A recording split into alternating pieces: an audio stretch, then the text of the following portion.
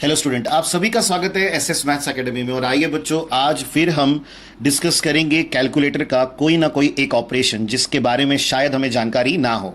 और बच्चों, इस वीडियो में हम जानेंगे सॉल्यूशन ऑफ लीनियर इक्वेशन, जिसे आप साइमल्टेनियस लीनियर इक्वेशंस भी कहते हैं, उसी के बारे में हम डिस्कशन करेंगे। ध्यान दीजिएगा बच्चों, ये कैलसी FX991 ES प्लस है, लेकिन इसमें जो ऑपरेशंस आपको बताए जा रहे हैं वो आप FX991 ES में भी यूज कर सकते हो। तो चलिए बच्चों, अब जानते हैं। सबसे पहले कैलसी को ऑन करें और मोड की बटन दबाएं।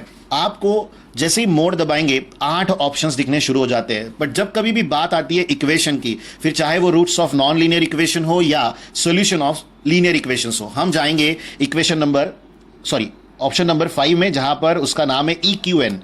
उसका फुल फॉर्म इक्वेशन आप ले सकते हो। तो देखिए, फर्स्ट ऑप्शन है हमारे पास साइमल्टेनियस इक्वेशन विथ 2 अननोन्स, और जो नेक्स्ट ऑप्शन है वो है साइमल्टेनियस इक्वेशन विथ 3 अननोन्स। तो आपके पास ऑप्शंस है, आप किसी भी को यूज करके या जैसे आपकी रिक्वायरमेंट है वैसे आप यूज करके काम बना सकते हो। तो चलिए बच्चों, अब आगे बढ़ते हैं और फर्स्ट ऑप्शन लेते हैं। जैसे ही आप फर्स्ट ऑप्शन लोगे, इसका मतलब है कि आपके पास 2 इक्वेशंस है जो कि साइमल्टेनियस है, जिसमें 2 अननोन्स है। आपको उनके कोएफिशिएंट्स की तरफ ध्यान देना है। जो x का कोएफिशिएंट है उसे a की जगह, जो y का कोएफिशिएंट है उसे b की जगह, और जो कांस्टेंट टर्म है उसे c की जगह आपको सब्स्टिट्यूट करना है। ध्यान दीजिएगा, x का कोएफिशिएंट a माना जाएगा, y का कोएफिशिएंट b, और कांस्टेंट टर्म को माना जाएगा c। सिमिलरली आपको सेकंड इक्वेशन में भी ऐसे ही करना है। तो देखिए बच्चों, हमारे पास इक्वेशन अवेलेबल है, हम सब्स्टिट्यूट कर रहे हैं। तो फर्स्ट x का कोएफिशिएंट 2 है। जैसे आप 2 प्रेस करें, इज इक्वल टू दबाए, तो आपको वहां पर एंटर की बटन होती है, इज इक्वल टू, वो 2 दिखना शुरू हो जाएगा। देन नेक्स्ट कोएफिशिएंट इज -3 और लास्ट एलिमेंट है 5। बच्चों ध्यान दीजिएगा, -3 is the coefficient of y, c जहां पर हमने 5 लिखा है, तो 5 एक कांस्टेंट टर्म है। अब बारी है सेकेंड इक्वेशन की।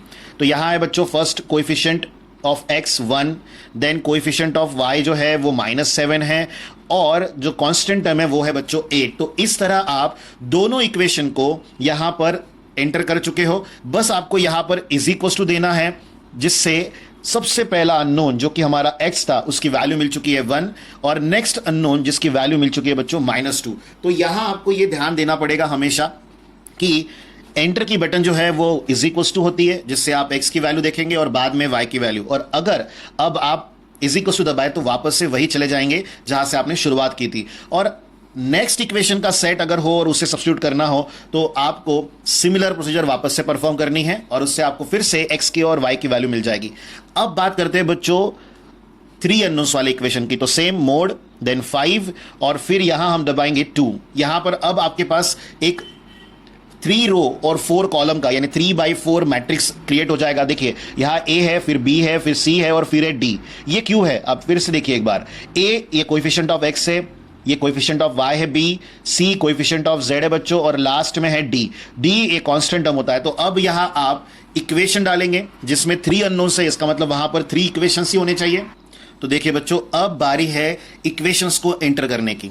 x फर्स्ट इक्वेशन में x का कोएफिशिएंट है बच्चों 1, देन y का कोएफिशिएंट है 4, देन z का कोएफिशिएंट है 6, और इस इक्वेशन की कांस्टेंट टर्म है बच्चों -5।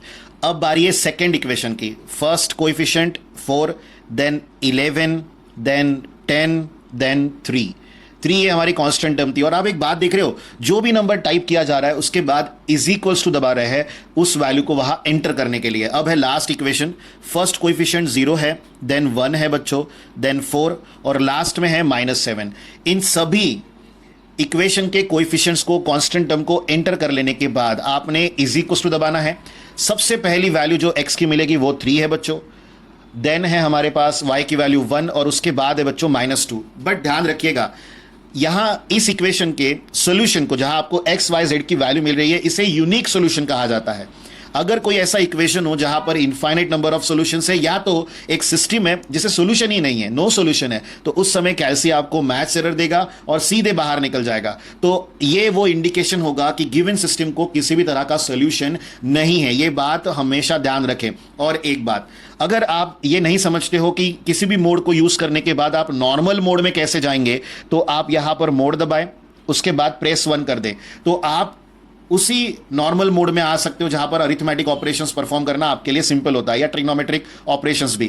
तो ध्यान रखें बच्चों, इसी तरह न्यू अपडेट के लिए चैनल को सब्सक्राइब करना ना भूले, वीडियो को लाइक जरूर करें, शेयर जरूर करें। एक बात हमेशा ध्यान रखें कि कैल्सी यूज करने से हमारे पास बहुत से ऐसे कैलकुलेशंस है जो सिंपल हो जाते हैं और जिसका बेनिफिट हम एग्जाम में टाइम सेविंग के लिए कर सकते हैं। जब फैसिलिटी है तो उसे प्रॉपर वे में यूज करें। कैल्सी के सभी फंक्शंस आ रहे हैं हमारे साथ, और अपडेट के लिए चैनल को सब्सक्राइब जरूर करिए। Thank you students.